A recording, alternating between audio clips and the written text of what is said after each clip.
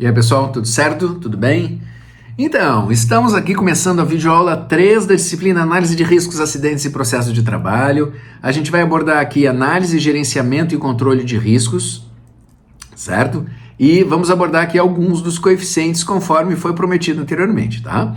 Então, conceitos relacionados a acidentes do trabalho é o seguinte, para se poder aplicar alguma medida em relação às lesões ocorridas em qualquer indústria, com a finalidade de se determinar o grau de segurança, torna-se necessário saber com que frequência essas lesões ocorrem e a gravidade das mesmas. Então, já tem aqui um prenúncio dos dois coeficientes que a gente vai ter, coeficiente de frequência e coeficiente de gravidade, certo?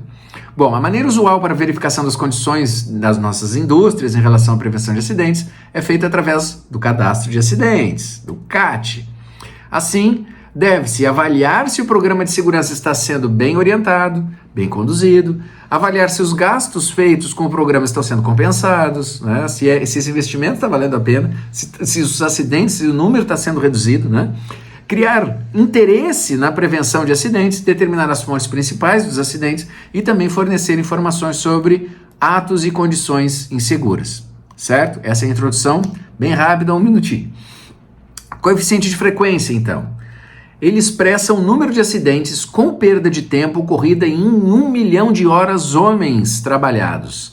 Esse é o número padrão adotado para possibilitar comparação entre coeficientes de empresas que possuem diferentes números de empregados, certo? Então, ele é dado pelo número de acidentados com perda de tempo, vezes 10 na sexta, divididos pelos horas homem trabalhadas, né? Considerando, trabalhadas de exposição ao risco. Certo? Tá aqui a fórmula para vocês. O coeficiente de frequência, então, trazendo um exemplo, se uma determinada fábrica no ano que passou ocorreram 10 acidentes com perda de tempo, sendo que foram trabalhadas 200 mil horas homens durante o ano, aplicando-se a fórmula, a gente tem um coeficiente de frequência igual a 50, ok? Na sequência, coeficiente de frequência,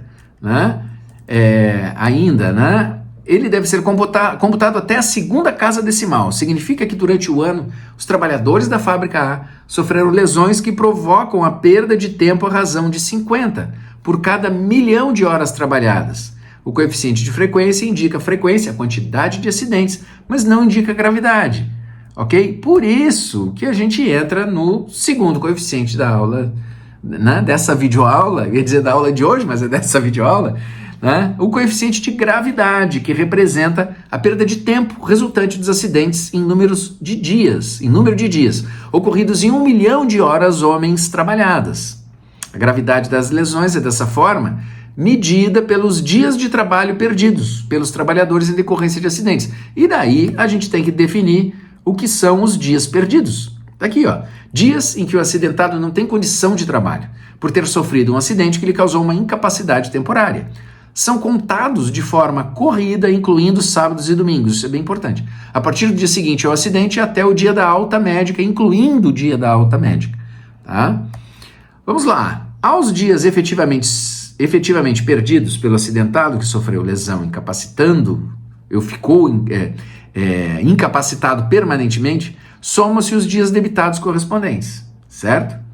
Então, o coeficiente de gravidade é dado por tempo computado, onde o tempo são os dias perdidos mais os dias debitados, certo?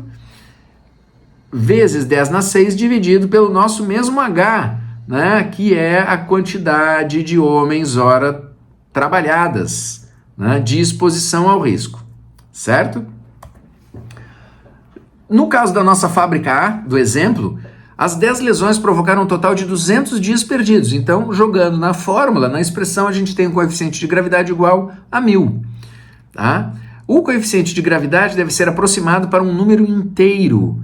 Semana de 40 horas e ano de 50 semanas de trabalho, 2.000 horas ano. Certo? Isso significa que o tempo perdido devido aos acidentes ocorridos na fábrica A no ano passado foi de 1.000 dias para cada 1 milhão de horas trabalhadas. Supondo que cada trabalhador trabalhou 2.000 horas por ano, a média de tempo perdido foi de 2 dias por homem por ano, certo? bastante simples, né? É óbvio, né, que quando figura uma incapacidade permanente, como por exemplo a perda de um dedo, perda de um olho, a perda real de tempo, né, enquanto a lesão cicatriza, não constitui uma medida exata da gravidade. Para curar tal problema, adota-se a chamada tabela de dias debitados, certo? Está aqui ela. Permite a comparação da redução da capacidade devido ao acidente, representa uma perda econômica, tendo em vista, né, tendo a vida média do trabalhador sido estimada em 20 anos ativos, ou 6.000 dias, e aí vem a pergunta, lembra quando eu perguntei aqui atrás, né, há pouco, como é que a gente valora a vida humana, né? Olha, a gente tem alguns indicadores aqui, 20 anos ativos ou 6.000 dias, tá? Pode ser uma base para se fazer um cálculo, tá? Com relação à capacidade de produção, né? Certo? Sem julgamento, certo ou errado, só estou colocando o indicador aqui, ok? Essa tabela é usada internacionalmente, foi organizada pela International Association of Industrial Accident Board and Commissions. Tá aqui o link, dei uma olhada lá, é bem interessante, tá? iabc.org. Ainda, né, se no nosso exemplo incluíssemos uma lesão da qual resultou a perda de 2 dedos, a carga correspondente a 750 dias, os quais seriam acrescidos à perda de tempo proveniente das 9 lesões restantes, que equivalem a 180 dias. Esse número veio da tabela de dias debitados, tá? Nos dá um total de 930 dias, sendo o coeficiente de gravidade dado por essa expressão, e aí a gente chega a 4.650, certo? Aí a gente tem o cálculo do coeficiente de gravidade e de frequência, né? Nesse nosso exemplo, em um mês de 21 dias de trabalho, 8 horas cada um, registro de acidentes de uma determinada indústria, mostrou que o trabalhador sofreu uma lesão incapacitante durante a jornada de trabalho. A contabilidade para o mesmo período indicou 182 trabalhadores cumpriram no mês integralmente sua jornada de trabalho. 7 trabalhadores cumpriram no mesmo período 6 horas cada. Um trabalhador pediu demissão quando faltavam 5 dias para o final do mês. Um novo trabalhador foi contratado e trabalhou 6 dias. Um trabalhador que se acidentou permaneceu afastado 6 dias, mas 2 dias desses não eram dias de trabalho regular. Então, pessoal, se 182 trabalhadores trabalharam seu turno completo todos os dias, eles acumularam 21 vezes 8, ou seja, 168 horas cada um. O total de horas de exposição para esses trabalhadores foi, portanto, 182 trabalhadores vezes 168 horas, o que dá 30.576 horas. O total de horas extras dos 7 trabalhadores que a gente citou aqui foi 7 vezes 6, 42 horas. E como o mês tem 21 dias de trabalho, o empregado que pediu demissão e deixou de trabalhar 5, restaram 16 dias, né? Suas horas de exposição foram, portanto, 16 vezes 8, 128 horas.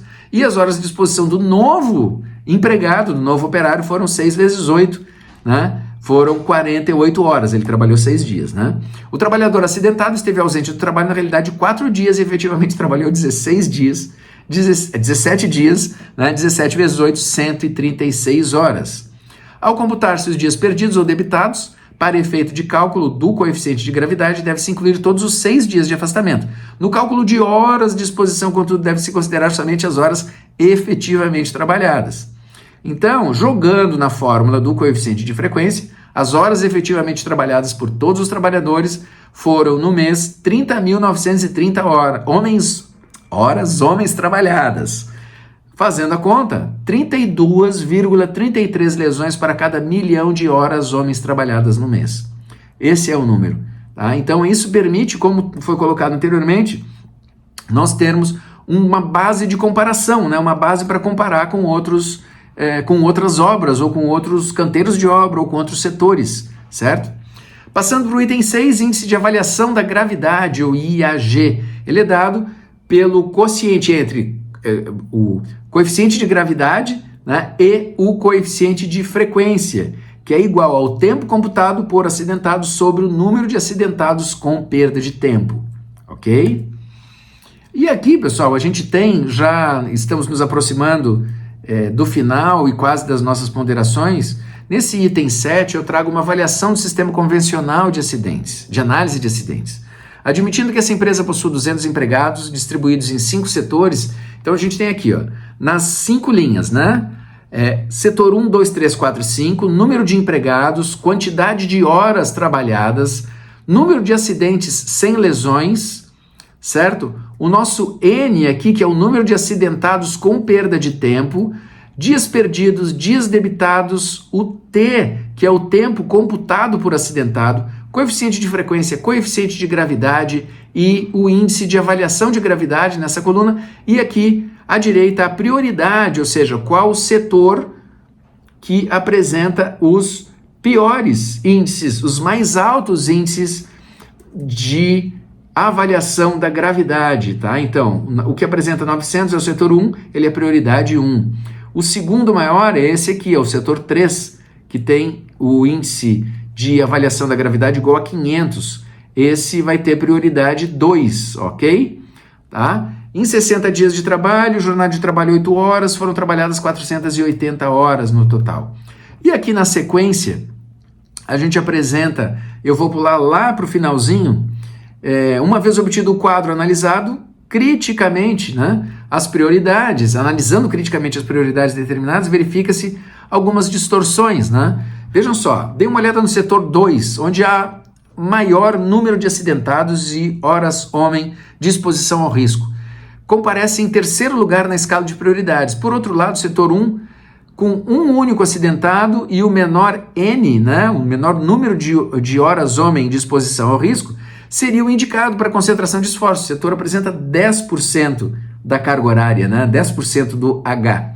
Observando-se o número de acidentes sem lesões bastante significativo, ou seja, 5 vezes maior que o número de acidentados, constatamos que no setor 1, né, a prioridade do setor 1 prioridade 1, né, não ocorrem acidentes sem lesão, e que o setor que apresentou o maior deles, o setor 4, está em último lugar na escolha das prioridades, na escala de prioridades, né? Ainda, conforme as considerações anteriores, o setor 3 comparece, né, como segunda prioridade, apresentando um único acidentado, e ao mesmo tempo, né, e o mesmo número de H, né, que o setor 2, que é a terceira prioridade, onde há maior número de acidentados com lesão, certo? Então, sem muita dificuldade, observa-se que o serviço especializado, né, encontrar-se-ia com as suas duas primeiras prioridades concentradas em setores que, na realidade, poderiam ser de importância relativa. Tá? Então, vamos lá, ponderando e nos encaminhando aqui para o finalzinho, o sistema convencional de análise tem um caráter puramente estatístico e está baseado em fatos ocorridos, né, nos acidentes, sendo os índices daí retirados de discutível representatividade por estabelecimento de ações de controle que reflitam coerentemente a potencialidade dos riscos presentes em cada ambiente de trabalho. Essa baixa representatividade reside no procedimento convencional, né, que mistura o fato, o acidente e o seu efeito, né, a lesão, né, atribuindo indicadores básicos, coeficiente de frequência e gravidade, que refletem claramente essa mistura, pecando igualmente nesse aspecto qualquer combinação dos mesmos. Né? Ressalta-se imediatamente que uma vez que essa consciência é assumida, não se deve simplesmente não devemos simplesmente nos despojar do sistema convencional e de seus índices, apenas que tenhamos em mente essas limitações, né? Isso é importante. Então, baseado nesse fato que se introduziu a engenharia de segurança e de sistemas, né? Onde se detectam riscos potenciais e se promovem ações antes que o evento ocorra. Né? Esse foi um pouquinho mais comprido, né? E um pouquinho mais rápido, que a gente tinha um pouco mais de slides, beleza? Espero, assim, essa última parte é legal até diminuir um pouquinho, né? Para vocês pegarem melhor. Então eu vou, na edição aqui, eu procurei deixar esse quadro um pouco mais de tempo para vocês conseguirem fazer essas inferências, né? Enquanto fica o meu áudio em off, beleza? Então, daqui a pouco a gente se vê na próxima semana, né, nas videoaulas 4, 5 e 6, beleza? Espero que vocês tenham curtido, estejam curtindo a disciplina e até a próxima. Valeu!